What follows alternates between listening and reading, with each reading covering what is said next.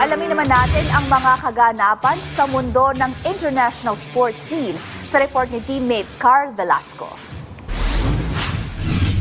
Arestado si former NBA star Gilbert Arenas matapos maakusahan ng US Department of Justice sa pagkakasangkot sa isang high-stakes illegal gambling ring nitong nakaraang Huwebes. Nahaharap ang 43-year-old sa one count of conspiracy to operate an illegal gambling business, one count of operating an illegal gambling business, at one count of making false statements to federal investigators. Ayon sa mga federal prosecutors, pinapaupahan umano ng former Washington Wizard ang kanyang Encino, Los Angeles property sa iba't ibang individual upang doon gawin ang mga betting sa ilang high-stakes illegal poker games. Pinabulaanan naman ni Arenas ang mga bintang sa kanya at sinabing wala siyang kinalaman sa mga paratak na nangyari mismo sa loob ng kanyang pamamahay. Matatandaan naging matunog din ang pangalan ni Arenas matapos ang isang gun incident noong 2009 kung saan nagdala ito ng baril sa locker room ng nooy koponan niyang Washington Wizards matapos ang alitan sa sugal kasama ang kanyang dating teammate. Sa ngayon,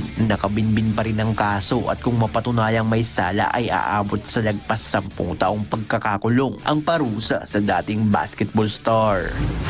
Sa balitang football, dinumog ang friendly match sa pagitan ng Premier League club na Liverpool at Yokohama Marinos na ginanap sa International Stadium Yokohama sa Kanagawa Prefecture sa Japan nitong nakaraang Huwebes. Dinomina ng reigning Premier League champions ang F. Marinos sa harap ng jam-packed Nissan Stadium kung saan nakapagtala ito ng bagong attendance record na 67,032 attendees. Umugong ang hiyawan ng mga Hapon nang maipasok ni Asahi Yoneka ang buena manong goal para sa Marinos. Agad namang pinantayan ng Reds ang scoreboard matapos ang isang close range goal mula kay Florian Wirtz na sinundan pa ng isang score mula kay Trignoni sa 68-minute mark. Hindi na nakabalik pa sa laro ang mga Hapon nang tapusin ni Rio Umoha ang laban at gawing 3-1 ang score sa full time. Matapos ang panalo, agad namang sasalang ang Liverpool sa isa pang friendly kontra sa La Liga squad ng Athletic Club sa darating na August 5.